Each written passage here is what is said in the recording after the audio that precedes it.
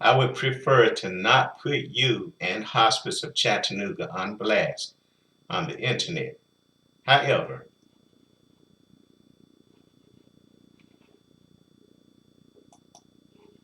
Tracy Wood, this is not a high-tech video, but it is 100% true.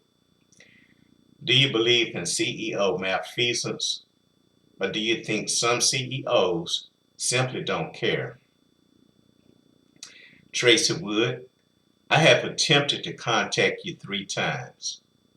I paid a visit to Hospice of Chattanooga on May the 11th, 2021. I sent you a letter on July 5th, 2022, and then I hand-carried a copy of that same letter to the Hampton Place Boulevard office on August 3rd, 2022. I handed my letter to a male employee. I think his name was either Hunter or Gunther. He told me the letter would be given to your administrative assistant. Still, I have not received any response back from you. If you are running and hiding, then shame on you. To do so is a poor trait for a CEO. Therefore, as I mentioned in each of those 2 letters, I am exercising my option to contact you through social media. Ms. Wood, the subject heading of my letter was May 11, 2021 visit to Hospice of Chattanooga regarding Dr. Kathleen Locker. Don't expect any miracles, is what Dr. Locker said to me regarding my father who was teetering between life and death. I found her words to be extremely offensive, arrogant, and inappropriate, as she knew absolutely nothing about my spiritual values or belief system. She displayed the epitome of inconsideration, not just for me, but also for my father, who was fighting for his life in Memorial Hospital. Maybe she had a privilege that I just did not recognize. Since she held herself out as a palliative care professional, I cannot say she exhibited any measure of hubris. To exhibit hubris, you must first be a professional through certification that is subsequently augmented by appropriate behavior norms and expectations. Well, I think she was at least certified. For her to make such an egregious statement in the presence of someone whose cognition she could not ascertain, 1, requires review of her adherence to best practices, 2, is unforgivable, and 3, is indefensible. Even though my father eventually passed away, there are countless documented empirical studies of people presumed dead who recovered and could relate with accuracy the events and conversations held in their presence. Words do have the power of life or death, and her words reinforced a failure in delivering a continuum of care for him. With her attitude, she should have stayed out of his room. Somehow, I would have expected more humane and professional compassion from a palliative care professional, which is what she held herself out to be.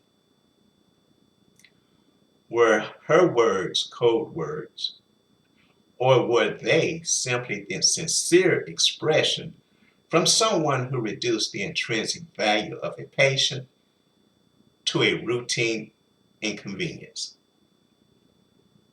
It has been more than a year since my father died. I held back on approaching this matter simply because it angers me, somewhat depresses me, and lingers in the back of my mind.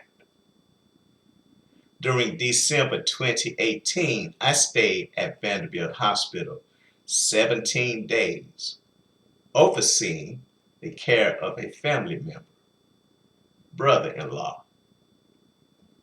I mention that because it puts in perspective a contrast between the behavioral expressions of staff members from one medical facility to another. Just looking at me, anyone might have ascertained my demeanor and physical appearance was the same from one hospital to another. Or a person may make assumptions that are incorrect. In actuality, I probably looked more disheveled at Vanderbilt Hospital as I was challenged by literally sleeping in my family member's room while I was there.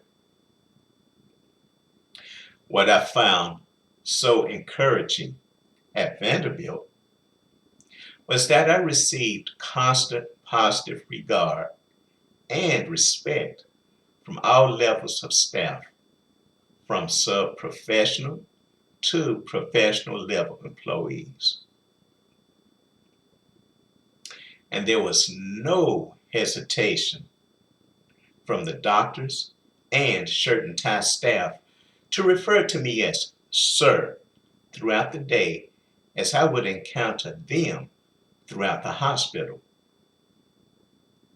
Whatever biases, problems, and or inconveniences they may have had were apparently left out of the hospital when they reported to work. Each time I visited my father, which was daily, I brought a book to read. On the day Dr. Locker made her unsolicited visit, I took notes of our conversation in my book. Following are the notes I took. In June 2018, my father was admitted to Memorial Hospital. On July 9th, at about 4 p.m., a doctor walked into his room and asked me if I was the son of the patient. I indicated I was, and she introduced herself as Dr. Locker, the palliative care consultant for the hospital. She stated that she would visit about once a week. She then told me that the path we choose does not always lead to miraculous choices. First, unsolicited affront, and other paths lead to a shorter life. Perplexed, I asked her, is there an agenda? Her response was that her position was to take care of people, and she wanted to make sure we understood. Maybe she thought I was stupid. I did not see the connection with her using the word we in her conversation. I told her that I used to sell used cars, and as such, I was taught to steer people into decisions. I mentioned to her that my family had been told a death certificate had been signed. She responded that maybe it was a do not resuscitate DNR order, as death certificates were done at the state level. I told her she was recycling the same information, and that actually some of the doctors had given my family conflicting information. I asked her if she wanted to step outside to talk, and she said no. I think my displeasure in her company was beginning to show. She then shifted into a song and dance about, "Is this what Mr. Roberts would want? Confined to a bed with tubes." Second affront, false sincerity. I told her that we, his family, heard a constant mantra on that, and since we were his representatives, we wanted all technologies available to be applied for his sake. She then told me, "Don't expect any miracles."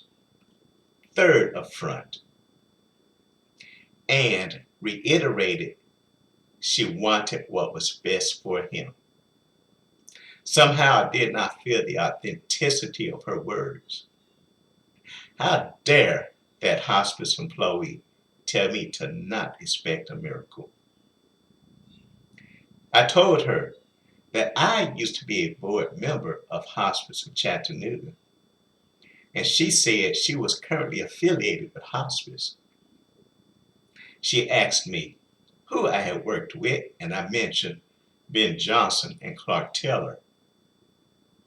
Mr. Taylor was a former chief operating officer for Hospice of Chattanooga and had also worked in an executive capacity for Memorial Hospital during his professional career.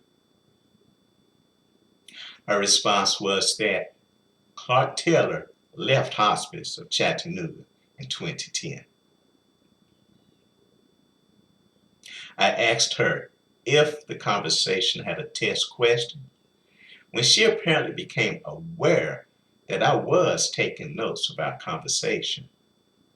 She stretched her lanyard to me so that I could see her credentials. She then left the room. Prior to my conversation with Dr. Locker, but in conjunction with events prior to her approaching me, the doctors told us, my family, that my father was brain dead. We were not impressed that my father was brain dead and consulted with our legal representative. He reviewed Tennessee statutes of being brain dead. My father had measurable brain stem activity as determined by his medical records and was in fact not brain dead. I sincerely feel this person, Dr. Locker, failed to represent the mission statement and values of Hospice of Chattanooga. I also believe she should seek alternative employment before she has another opportunity to offend anyone's value system. Many individuals are emotionally vulnerable and don't know how to properly call out problems. Maybe that is why she confidently said what she said to me. Maybe she has gotten away with such behavior in the past. P.S. I paid a visit to Hospice of Chattanooga around May 11th of 2021. I asked if Dr. Locker still worked for Hospice of Chattanooga. I was met with a wall of resistance by a lady who said she worked in personnel and needed to know why I was asking about Dr. Locker. Initially, her attitude was, "Who needs to know?" I explained that I had concerns about Dr. Locker. I was then told that I could talk with personnel, at which I told the person I was talking with that my concerns needed to be filtered from the top down, not the bottom up. I mentioned that I was a previous board member of Hospice of Chattanooga in the hopes that I could break through the impasse that I was presented with. After realizing that the individual I was speaking with was basically circling the wagons around Dr. Locker, I simply left. Later that day, someone from personnel called me and reiterated that I could speak with someone above personnel, but not the Hospice of Chattanooga CEO. And I again reiterated that I wanted my concerns to filter from the top down, not from the bottom up. So now it is a year later, but I have not given up on sharing my concerns regarding Dr. Locker. As I previously mentioned, she has probably displayed similar behavior to others. In the overall context of society and definitions of people's behavior, I sincerely think she, Dr. Locker, would be qualified to be called a medical Karen. Being that I was once a board member, I sincerely wanted to discuss my concerns with the director of Hospice of Chattanooga, as time does not excuse bad behavior. Short of that, there is always the option of social media and the general news community in Chattanooga. Thank you. My name is Ronald Roberts. You have my contact information. PPS, Ms. Wood, like you, I have a Master of Public Administration degree and a Bachelor of Science in Psychology. I also am a brother and an uncle. I have retired from the federal government and the United States Army. My duties as a soldier included electronic communications, management, and medical corps management. And last but not least, as mentioned, I am a former board member of Hospice of Chattanooga, Ethics and Compliance Committee. Tracy Wood, do your best. Be blessed.